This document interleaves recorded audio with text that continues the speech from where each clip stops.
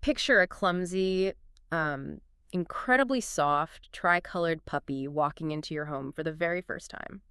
You look down and it has these oversized paws that just, well, they already look entirely too big for the rest of its body. Yeah, its movement is like it's a tumble rather than a trot. It's a creature trying to figure out its own gravity. Exactly. It waddles over, leans all of its weight against your leg, and tries to climb up into your lap, a lap that is honestly definitely not built for what this dog is about to become. Right. And then it just falls asleep. Like the whole world instantly turned into family in the space of a single afternoon. Welcome to today's deep dive. We are taking a look at the incredibly high stakes early months of raising a Bernese Mountain Dog. It really is high stakes. It is. And our mission today is to explore how the delicate choices made in these early days shape a 90-pound gentle giant. And we're going to extract some broader lessons on how to balance, you know, deep, pure affection with absolutely necessary boundaries. Because it is genuinely hard not to melt at that sleepy puppy image. And everything about that moment feels so gentle. But if we widen the lens, those oversized paws aren't just cute. They are a biological preview. A biological preview. I love that. Yeah, because that excited little puppy jump, that is going to become an adult greeting with massive force behind it. We're looking at where the Bernese's famous steadiness actually gets built. Because a calm giant doesn't magically materialize on his first birthday. Right, which brings us to this incredible framing we need to introduce right off the bat. Okay, let's unpack this. You basically need to see two dogs at once. Yes, the two dogs paradigm. You have the soft, affectionate puppy sitting right in front of you, but you also have to constantly envision the powerful, heavy, deeply attached adult that puppy is quietly turning into. It's almost like a time machine analogy. Oh, a time machine. How so? Well, setting rules for this little tumbling fluff ball is basically sending a strict but loving message to the future 90-pound dog. That is exactly right. And that mindset, it has to govern the literal moment the puppy walks through the door. For a breed this emotionally sensitive, the first few days require a remarkably calm arrival. Which is hard because you just want to celebrate. Exactly. What happens a lot is people want to throw a parade. They want to invite every friend, neighbor, and, extended family member over to see the new addition. And emotionally, that makes sense. You want to share your joy. But biologically? Biologically, it's a total disaster. When a puppy leaves its litter and enters a new environment, its baseline arousal and stress hormones like cortisol are already highly elevated. So throwing a party just floods an already overwhelmed nervous system. Instead of feeling safe, the puppy's brain is just desperately trying to process like a hurricane of new sights and smells and handling. Right. You are setting the puppy's internal baseline in those first few days. Prioritizing a safe, defined sleeping area and a predictable feeding routine allows that initial spike in stress hormones to naturally subside. It makes sense. It needs quiet. Exactly. Setting family rules from day one, how the puppy will be handled, where it sleeps, how visitors greet it, that establishes the default for a creature that fundamentally thrives on predictability. Okay, so that concept of preparing for the future, it extends heavily into the physical setup of the home, too. We aren't just talking about picking up your socks and hiding your charging cables, right? No, not at all. I mean, Yeah. managing unsafe chews and toxic foods is standard for any dog. But for a giant breed, you actually have to look at the architecture of your house. Non-slip flooring is crucial. Wait, really? Just the flooring? Yeah, the mechanics of a giant breed skeleton make this a completely non-negotiable step. A Bernese puppy's bones are not solid structures yet. They grow via epiphyseal plates. Epiphyseal plates. Okay, what are those exactly? They are essentially zones of soft, vulnerable cartilage at the ends of the long bones. And because these dogs grow so incredibly large, those growth plates stay open and soft much longer than in smaller breeds. Oh, wow. So a single bad slip on hardwood doesn't just cause a minor bruise. The sheer force of slipping or tumbling off a couch can actually microfracture that soft cartilage. You've got it. And when that damaged area eventually calcifies and hardens into bone, it can permanently alter the angle of the leg. That leads to lifelong joint issues. That is terrifying. It is.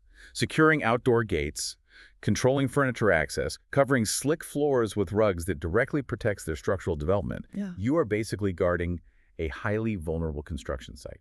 Which brings us to the sheer speed of this physical transformation. I mean, managing this explosive growth is complex, especially because the puppy's brain completely lags behind its body. But wait, isn't there a common instinct among owners that bigger is healthier? Like, bigger is more impressive with large breeds. Oh, yes. There's this pervasive, almost competitive instinct. People want their puppy to be the biggest one of the class. But fast growth is not something to encourage at all. Why is that? I think a lot of people assume big dogs should just eat and grow as much as possible. Owners inadvertently cause immense harm trying to achieve that impressive size. Listen, ligaments, tendons, and muscles take significantly longer to strengthen than bone. Okay. If you force bone growth with excess calories, you're creating a heavy skeletal frame that the surrounding soft tissues simply cannot support. You get severe mechanical breakdown. So bigger is definitely not better. Absolutely not. You shouldn't be tracking raw size or weight. You track body condition, feeling the ribs, looking at the waist, assessing the overall shape to ensure the puppy stays lean. Lean. Okay, that's a huge mindset shift. And fueling that massive skeletal transformation requires incredibly precise building blocks, right? Because getting the calcium and phosphorus ratio wrong in a small dog might just cause a minor hiccup. Right, but in a giant breed, it's downright dangerous. Wait, really? Just from calcium? Yes, because dogs, especially puppies, lack the ability to perfectly regulate how much calcium they absorb from their gut. If you feed a giant breed puppy a calcium-dense food meant for a smaller breed, their body absorbs it all. Oh, man. Yeah, it accelerates bone calcification way past what the joints can handle. This is why free feeding or, improvising a diet based on internet trends during this growth window creates lasting skeletal deformities. So you really need a professional plan. Exactly. And because their immune and digestive systems are under so much metabolic stress from the sheer energy expenditure of growing, the threshold for calling the vet has to drop to zero. Meaning a skipped meal in a tiny terrier might just mean you have a picky eater, but in a rapidly growing Bernese, it's a red alert. A total red alert. Sudden appetite loss, repeated vomiting, any sign of abdominal distress or severe lethargy are urgent triggers. You have an animal dedicating immense physiological resources to adding mass. Right.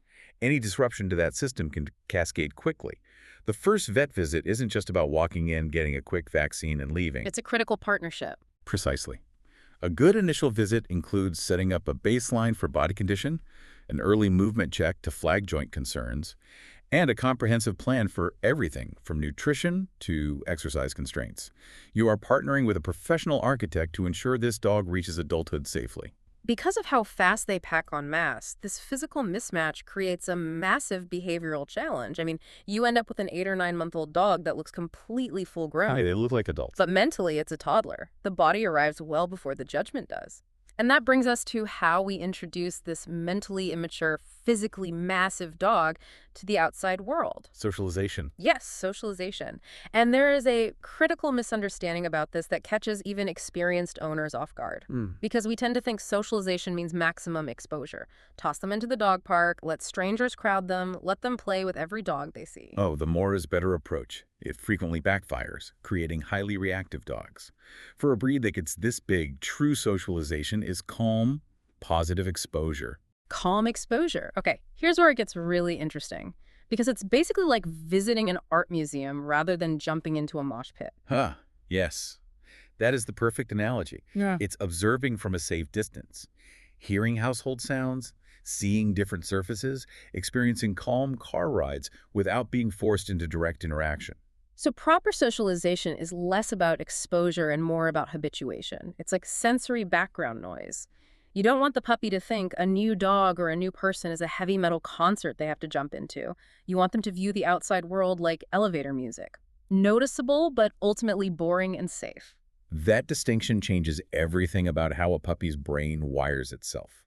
If you constantly expose a young dog to highly exciting, chaotic environments, you build neural pathways that associate novelty with hyperarousal. They learn that every new person is a reason to lose their minds. Exactly. The goal is a puppy that notices the world, stays reasonably calm, and can recover if something does startle them. And that ties right back to their history, right? Yes. That famous Bernese steadiness, their historical identity as a calm Swiss farm dog, doesn't just happen by magic. It is deliberately built through these controlled, observant encounters. Steadiness is trained in neural inhibition. Which is so important because they are packing on 10 pounds a month. The behaviors we accidentally encourage when they weigh 20 pounds become actual liabilities when they hit 90. Basic manners aren't about having a fancy dog. They are a matter of public safety. Public safety is the exact right term. And the most dangerous liability of all is the greeting. A Bernese puppy jumping up on you is objectively adorable. You've got those soft paws and the pure affection. Very cute. But a 90-pound adult jumping on an older neighbor or a toddler is a trip to the emergency room. It becomes a genuine physical hazard. And the thing is, the dog isn't acting maliciously. It is operating on enthusiasm that was never given any shape or boundaries. But wait, how do you actually enforce 4 paws on the floor from day one without crushing that pure, adorable enthusiasm? I mean, you don't want to break the dog's spirit just because it's happy to see you. Yeah. Shaping enthusiasm relies on redirection, not punishment. You don't suppress the joy. You simply change the criteria for how the dog accesses the reward. And the reward is your attention. Exactly. You consistently reward the puppy the exact moment all 4 paws are grounded. The moment they jump, the attention vanishes. That makes sense. But I feel like people are the hardest part of this. Oh, the primary hurdle here usually isn't the owner, it's the visitors. You cannot let friends make just this once exceptions because the puppy is small and cute. Unshaped enthusiasm becomes dangerous, but if you redirect that exact same joyful energy into a calm, seated greeting, you protect the dog and everyone it meets. That same neurological principle applies to leash pulling, too. You have to prevent the pulling when the dog weighs 30 pounds, well before they possess the mechanical advantage to drag you into traffic. Right, because at 90 pounds, they will win that tug of war. Exactly. Short, positive sessions that reward the puppy for checking in with you build a habit of engagement rather than letting the dog rehearse the feeling of pulling toward every interesting smell. And family life is a core part of this breed's identity, which brings us to the dynamic between puppies and children. Having a puppy and kids in the same house requires a deep understanding of arousal regulation. It's a two-way street. Yes, the puppy learns manners around the people, but the people, especially the kids, must learn manners around the puppy. Instead of just offering the basic advice of, don't let kids pull the dog's ears, we actually have to look at the behavioral science concept of trigger stacking. Trigger stacking is huge. Think of a dog's arousal level like a water class. Every exciting or stressful event, a loud noise, a dropped pan, a child screaming and running past adds water to the glass. A child running and yelling doesn't just annoy the dog, it raises the dog's baseline arousal, shifting them from a thinking state into a reactive, instinctual state. And when that glass overflows, the dog bites or knocks a child over. Adults have to actively supervise to manage those arousal levels. You teach kids to quietly call the puppy over to them rather than reaching out and grabbing at a sleeping dog. Right. No roughhousing either, I assume. None.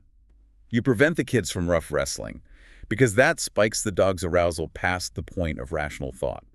Whatever behavior you tolerate when the dog is small sets the permanent blueprint for how the dog manages its impulses when it is massive. Man. Okay, so we've covered the active work, the training, the habituation, the trigger management. But the quiet behind-the-scenes moments are equally critical for the dog's long-term physical and emotional health.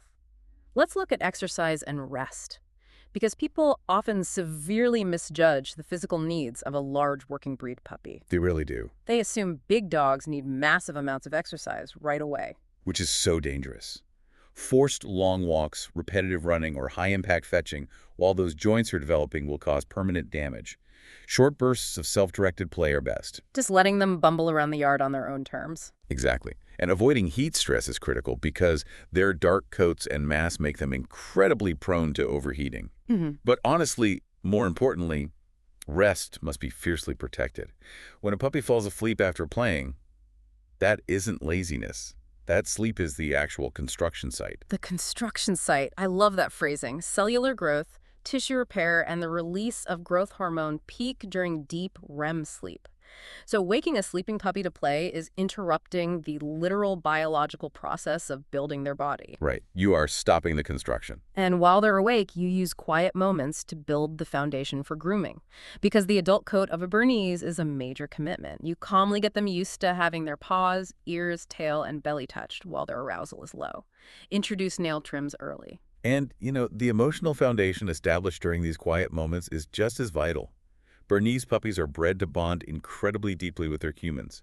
It's the hallmark of a farm dog. But wait, so what does this all mean for their nature?